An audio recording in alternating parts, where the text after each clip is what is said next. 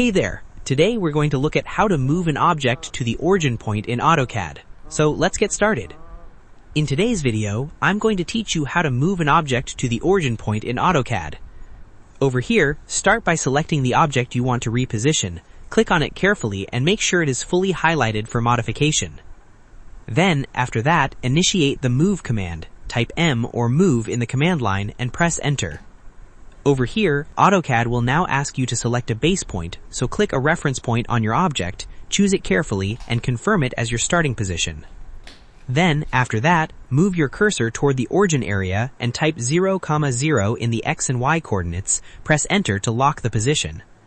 Over here, AutoCAD will instantly shift your object to the origin point, aligning it perfectly at the center of the workspace with precision and accuracy. Then, after that, double-check your drawing to confirm the object is correctly placed and make sure everything is aligned as needed. And that wraps it up. Appreciate you watching. See you in the next.